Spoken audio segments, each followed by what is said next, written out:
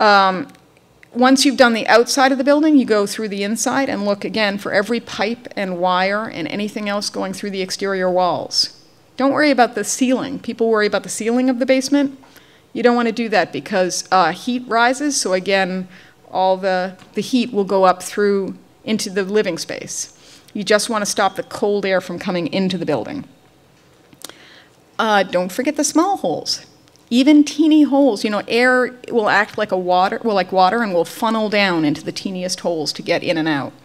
So be really thorough.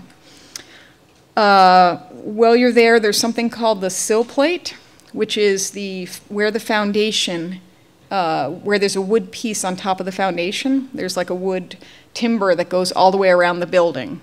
And you want to seal the crack where the wood touches the foundation, where it touches the cement or brick or stone or whatever, and where it touches the wood above that. Because that crack, cement and stone or brick will expand and contract in temperature changes at a different speed than wood will. So that crack between the foundation and the sill plate will expand a lot in the cold. So that you'll get a big hole that can give you up to 20% of your air infiltration. So use what's called spray foam. You can get it at any hardware store. Great Stuff is the thing you find most often. It's a product of spray foam. It comes out like whipped cream. You want to wear goggles while you do it, and this is spray foam if you get it on your skin. So I just came from an attic, air sealing.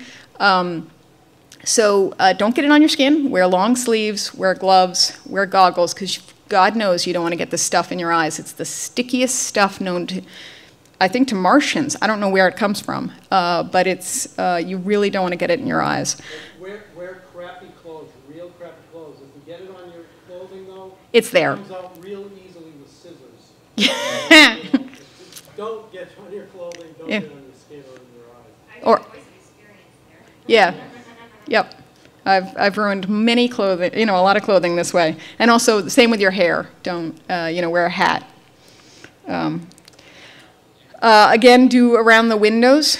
So you want to get in the basement especially. You want to get between the foundation, you know, anywhere where one substance hits up against another substance. So wood to concrete, wood to brick, wood to, you know, vinyl to wood, any sort of seam that you see, you want to caulk along. And you don't want to caulk the window shut. So don't get the points where things are supposed to move. If the sash is supposed to move up and down, don't caulk that seam, because otherwise you won't be able to open the window. Does that sort of make sense? Pipe stacks. So if your plumbing pipe goes down and into the sewer, into the floor of the building, all the way through the basement and into the, you know, foundation of the building, and then it goes up. That pipe stack here goes all the way up through the building and out into your attic. And plumbers, when they're working, they're like, hey, I think I need a little elbow room. So they cut a big hole around the stack, around the pipe, and they don't seal it up afterwards.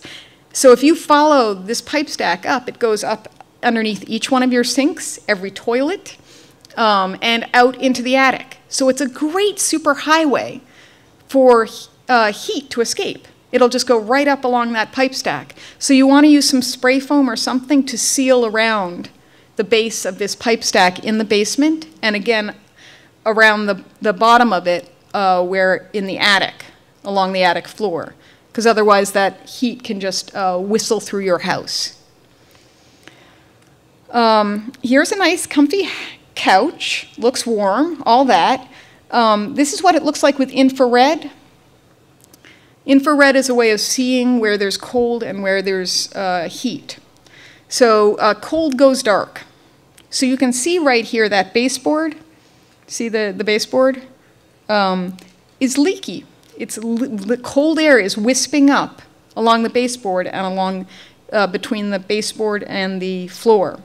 So you want to caulk any gaps like that along exterior walls. And it's closer. You can just see the you know, the cold just wisping in. It's really cool.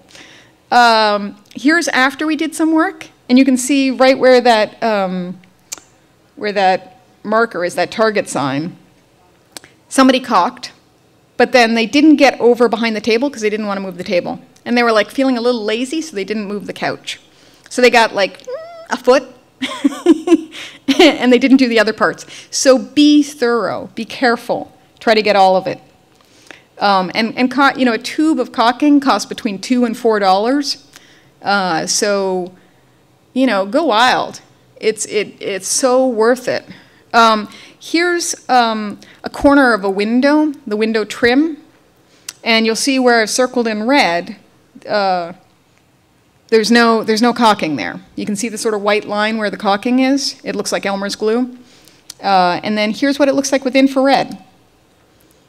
So you see how they, those little holes, small holes, 3 inches long, that bigger one, you know, you can see all the cold just drafting out of there.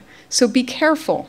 Get all the, every bit of trim. And above windows and doors, you know, like painters go in, they paint the wall, they'll caulk for appearances around the window trim, but they won't get where you can't see the window trim. So they'll miss the whole top of the door. They'll miss the whole top of every window a lot of the times, and the bottom of every window. So you get this sort of stuff. Again, cold radiating upwards.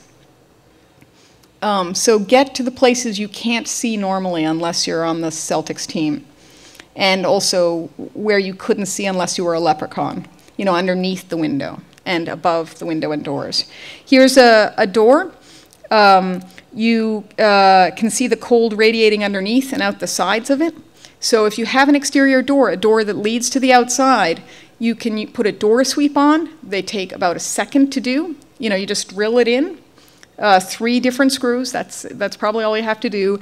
And then you do something called Qlon, which is a door weatherization strip. It's got a little rubber gasket on it, and you just have to nail it in place.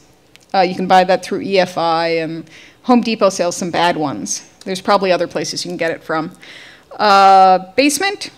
So if you were, this is a cross-section of the basement.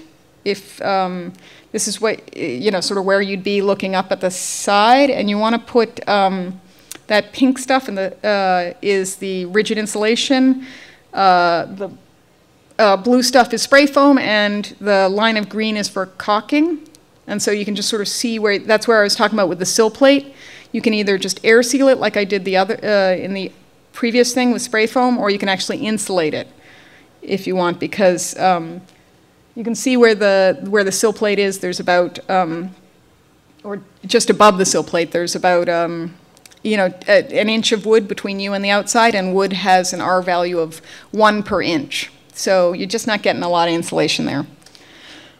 Here's somebody doing that job, and that's the spray foam that she's got in her hand. See how she's wearing goggles? You want to be careful if you do this. So make sure you don't miss gaps, because again, water, you know, air is like water and it will funnel. Here's up in the attic.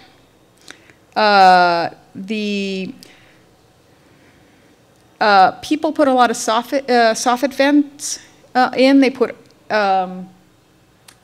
see where it says soffit? There's normally a lot of vents there, and there's a lot of information now that you don't need ventilation in the attic, but people still do it.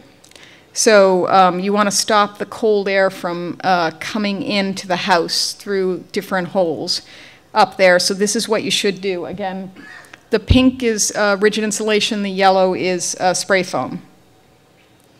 And that's it, I think. No, yeah, the other picture was an attic hatch or an attic stairway. You should definitely insulate those, because that's just a great super highway for hot, you know, for hot air to get out into the attic. So, and you only go up there, I assume, probably once a year, if that. So insulate them and air seal them very well. There's a variety of products to do that. And then here's the pipe stack up in the attic. So you want to seal that hole. You can see if you had an elastic arm, you could stick your arm down that hole and wave it around in the basement. So you want to seal that hole. Here's the attic I was just working in. You see there's like a sea of insulation, and there's that big hole there. Sometimes, this is called a thermal bypass. It was, God knows why it's there, but there's just no insulation there.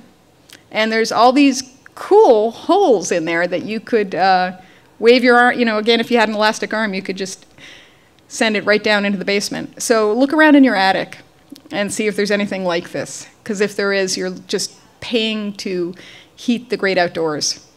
And you should seal it with spray foam and rigid insulation, assuming that it's not up against something that might get hot.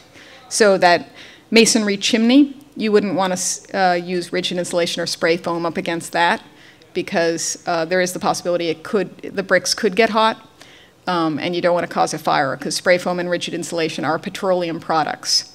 So in those cases, you'd use either sheet metal or something else that won't burn for safety reasons. And that's it.